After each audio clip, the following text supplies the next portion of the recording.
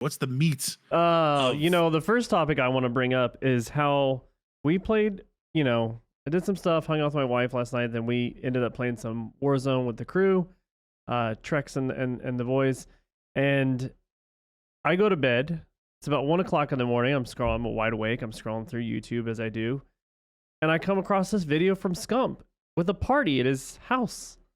And I start watching it, and I was like, oh, this must be the party that they set up. This is going to be his final season. And as I'm listening to him give his speech and he's crying, he talks about how he was going to come back, but he can't come back. He was wrong. He apologized. And thanks to Hex, all these people, like, these guys are going to go forward without him. Greenwall forever. And I was like, so I text you. Of course, it's 2:30 in the morning for you. But I'm like, did you just go a whole day and not know that this guy that you got me convinced to finally start watching in the CDL is done? Like, he just quit. He was like, peace out, boys. And you texted me back and said, yeah, it's for the end of the thing. And then you watched it again. And what happened from your end? Because I was just dumbfounded. I saw it because, like, from his tweet, it says, thanks for everything. And again, like, and I caught it late in the day. Like, because I was... You just with nonchalant. My kids all day. I just nonchalant saw it, and I saw everyone there like having a party, and I was like, okay, like same thing with you. Like, okay, this is his retirement party that they're having. I don't, kind of weird they're doing it in the middle of the season, but whatever. They're streamers. But again, I always look at it as it's also a content creation house, so they could have like created this party early, because I saw that Dashy was there. Like in the video, like Dashy walks in and gives Seth a hug. So I'm like, oh, this might have been before all of this stuff happened. That's where my mind went. Yeah, because you're immediately thinking they probably hate each other now anyways.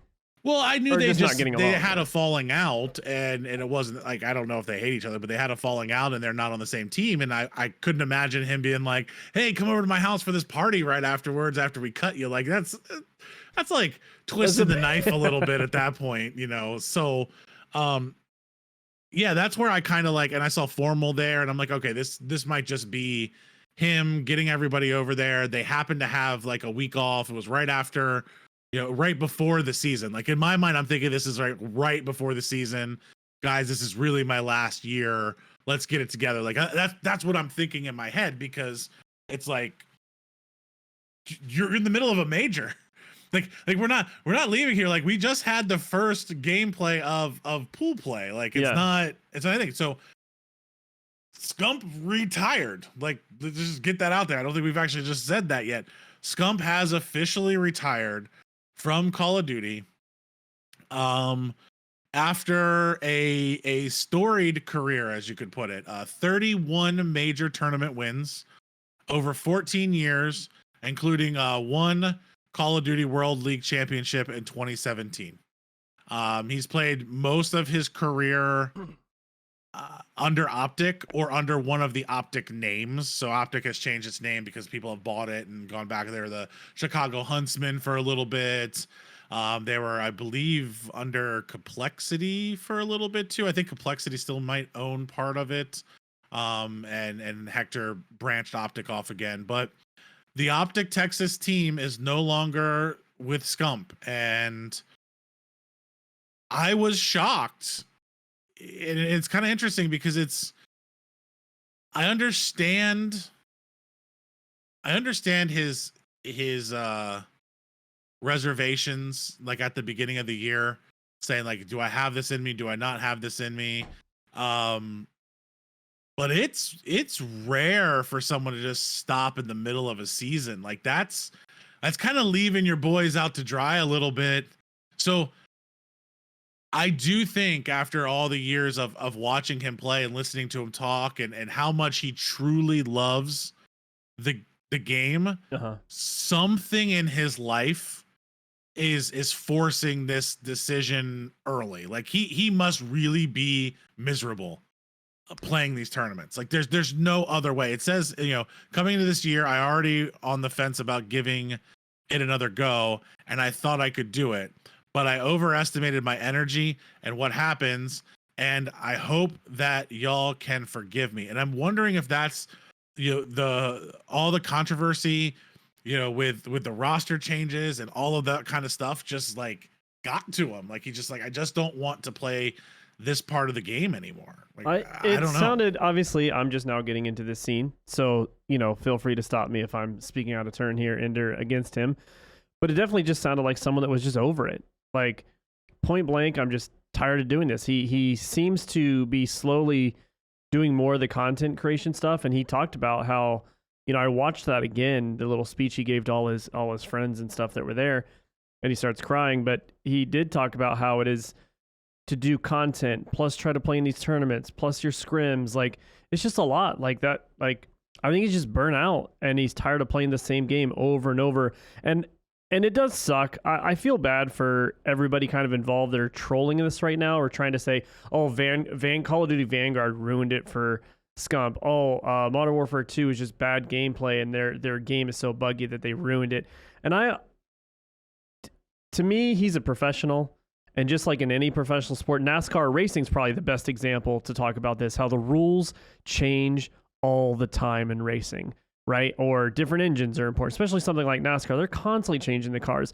There's years where some guys are like, I feel like I can't drive this thing on the track. F1 like, is more of an example where they're changing everything. Like NASCAR,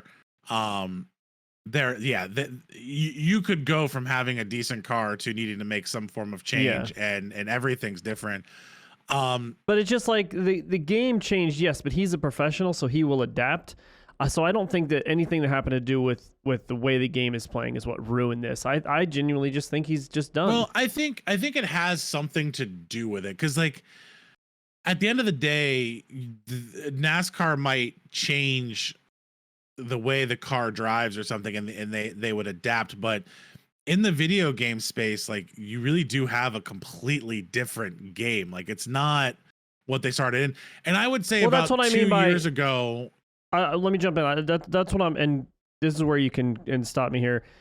That's what I'm saying by he's a professional. He would just adjust. And by saying he's burnt out, he doesn't want to relearn again. He doesn't, like, he's just done. Yeah. I see where you're going with that, and I think Formal had the same thing when he left. Was when he retired, and he was kind of like, you know what, the game is just not fun to play anymore. And when the game stops being fun, it becomes so. Having, you may not be able to tell, looking at me or anything at that point, but I've played sports to some of the highest levels that were out there. Especially, I played baseball all the way up to high level college, minor league, stuff like that. And the one thing that people don't understand when you're doing something at that level is you have to love the grind of practice, the grind of getting ready for the seasons. Because the second that you're done, and it's true, you take 2 weeks off and you start again. Like, when the season's not over, that's when the work starts.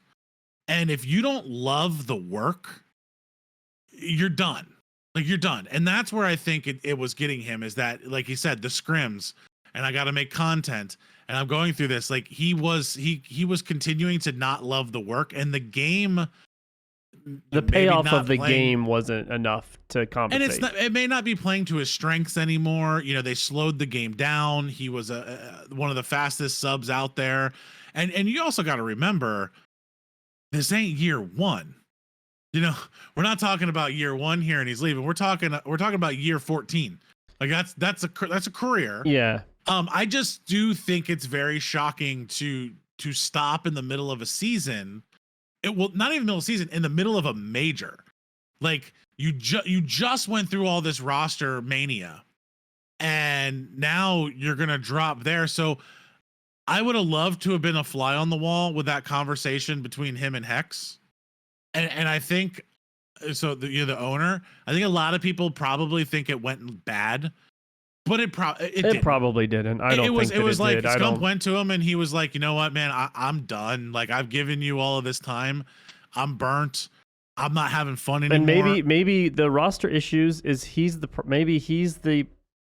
I don't mean this in a bad way because he's the best player. But I mean, maybe they just don't mix.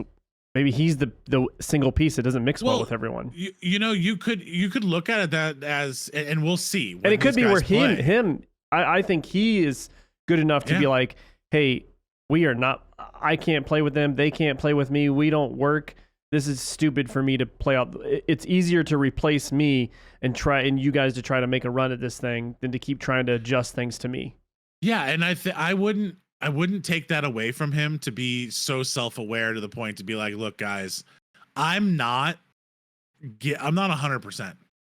And if I can't give you 100% every time I walk out there, there's no point in me being out there for you guys. Like it's a discredit to his teammates to continue to walk out there. You know, it was like Kobe Bryant at the end of his career. Kobe Bryant could have still been one of the top 10 basketball players in the NBA easily. He just was done. He was like, I don't want to do it anymore. It's not fun. Yeah, and when somebody like that again, you start to not enjoy the grind anymore. You get done. Like you're done. I just remember, the 10,000th, practice swing that you took in the off season, and your arms are tired and your hands are bleeding. At some point, you're just like, why am I still doing this? Like, am I going anywhere? Do I have anything else to prove? And the good thing for him, and the nice thing for him, is that he gets to go out as one of the greatest of all time. And the sad part is, normally the greats don't go out on top. It's something weird like this, or it's at the end of a really bad season, or they always play one too many. It's kind of that classic story of just one too many. Yeah. He does say, for my supporters that may be mad or upset at my decision, I'm sorry, but I promise I'll make it up. And then he goes on to kind of talk about his new focus being on content creation and his intention to spend more time with the fans at future events. He's like, I didn't get to spend time with fans. Yeah. I didn't so he's still going to be there. He's still going to be involved. Now, I do think the really interesting part here is that they're bringing back Dashy. And there were some issues with Dashy. And here's what he said in his speech. Bringing back Brandon, aka Dashy, made sense. Life's too short to hold grudges or be mad at each other.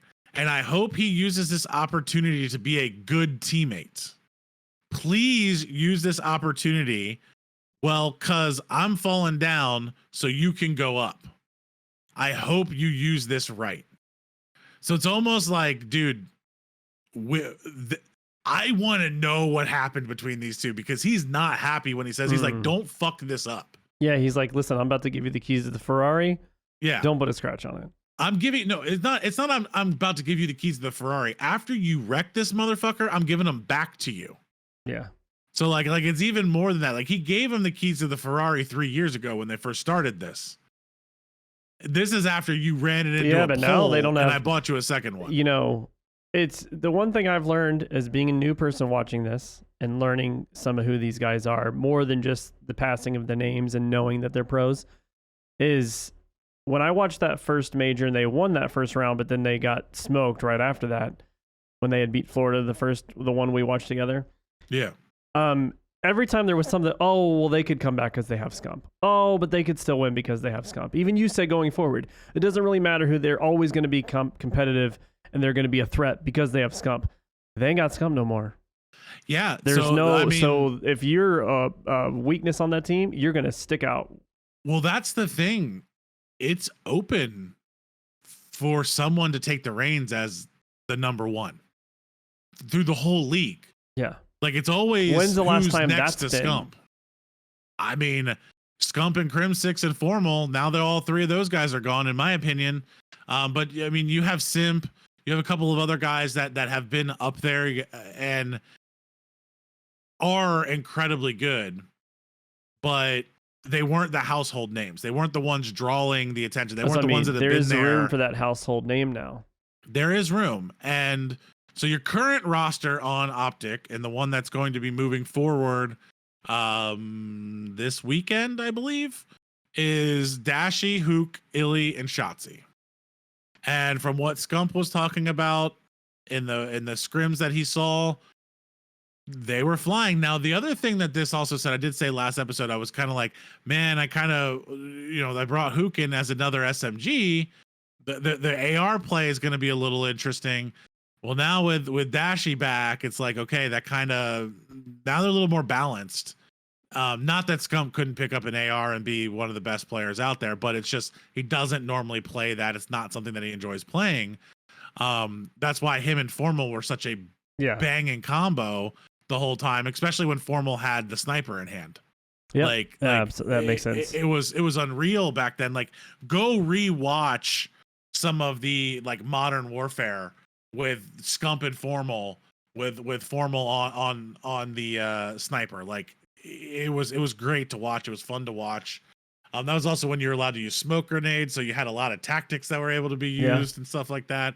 But again, different game. He ends everything with "Thank you guys for the years of memories, good and the bad, and here's another chapter of my life.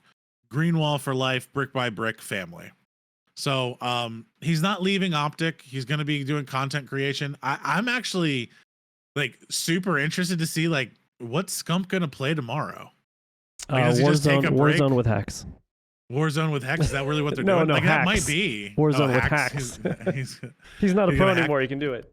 Well, my question is like, is he going to join like Mercs and Apex and just start climbing Apex ladders or something? Tomorrow Scump gets first nuke after retirement. Yeah, so Beats I don't Tim know, the Tatman and Doc in the end.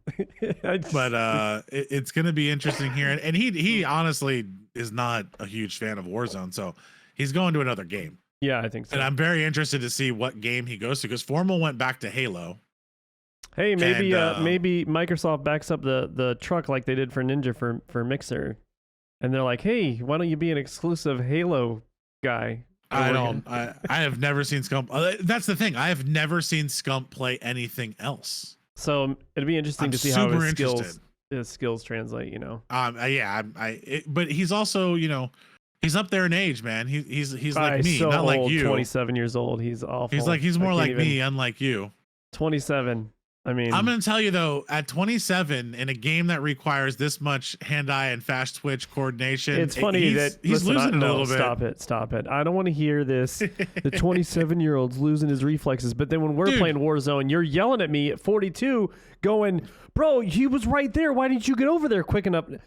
You're sitting here giving a guy concessions 15 years younger than me. It's the world champion. Playing pros, not playing the dumb lobbies that we get. We're like playing pros. They got wall hacks. They can beam me. I mean, what do you want from me? You know, I'm not even gonna get into the worst ever Call of Duty play that I've ever seen in my life. Thank you for that. That wasn't you. It wasn't me. Thank God. One of our other players. I witnessed the tendencies of them last night though, while they left me hanging. I can't even get into it. Anyway. Well, speaking of Warzone, let's go on to our, you know, I do want to say I wish Scump all the best. I know someone like him is probably never going to watch this, but anyone is a fan of that, I do wish him his best. And I think you'll hear from Ender and I if he gets into something else. We'll probably update people on where he ended up and what he's playing, what he's doing.